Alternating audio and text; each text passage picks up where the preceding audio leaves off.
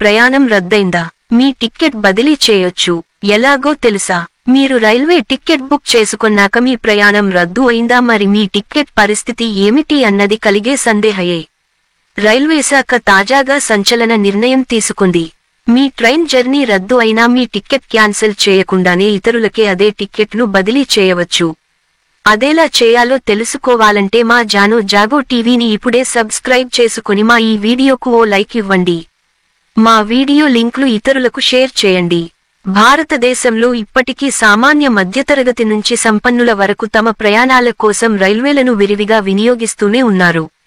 ఎక్కువ దూరాలు ప్రయాణం చేసేవారు ముందుగానే ఇందుకోసం రిజర్వేషన్లు సైతం చేసుకుంటున్న సంగతి తెలిసిందే. అయితే అనుకోని కొన్ని సందర్భాల్లో ప్రయాణం రద్దు కావటం వంటి సమస్యలు ఎదురవుతూనే ఉంటాయి.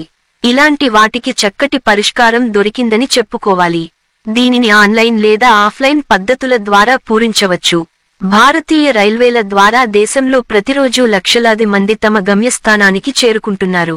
నమ్మదగిన, అఫోర్డబుల్ రవాణా వ్యవస్థగా భారతీయులకు ఇది ప్రథమ ఎంపికగా దశాబ్దాలుగా కొనసాగుతూనే ఉంది. విదేశాల్లో నివసిస్తున్న కొందరు సాధారణంగా స్వదేశానికి వెళ్లడానికి 2-3 నెలల ముందు టిక్కెట్లు బుక్ చేసుకుంటారు.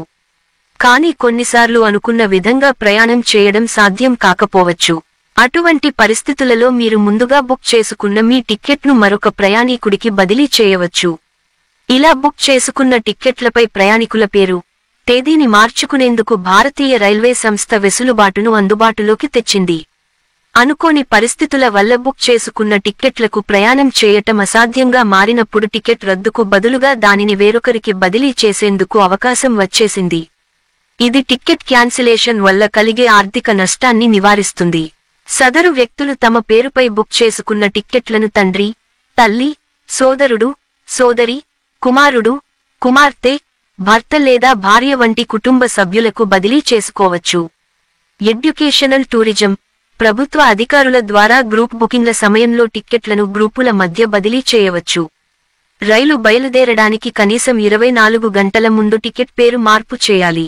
టిక్కెట్ మార్పు కోసం అసలు ప్రయాణికుడు, కొత్త ప్రయాణికుడు ఇద్దరి నుంచి వ్రాతపూర్వక అభ్యర్థనతో పాటు వారి ఐడెంటిటీ అందించాల్సి ఉంటుంది. ఆన్లైన్లో బుక్ చేసుకున్న టిక్కెట్పై పేరు మార్చుకోవటానికి ముందుగా ఐఆర్సీటీసీ అధికారిక వెబ్సైట్కి లాగిన్ కావాలి. మై బుకింగ్స్ కింద బుక్ చేసిన ఏదైనా టిక్కెట్పై పేరు మార్చాలనుకుంటున్నారా అనే ఎంపికపై క్లిక్ చేయాలి.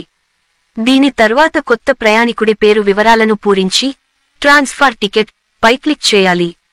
ఇందుకోసం అవసరమైన రుసుము చెల్లించి నేరుగా కొత్త ఈ టికెట్ను డౌన్లోడ్ చేసుకోవచ్చు. ఇదే క్రమంలో అవసరమైతే బుకింగ్ తేదీని కూడా మార్చుకోవచ్చు.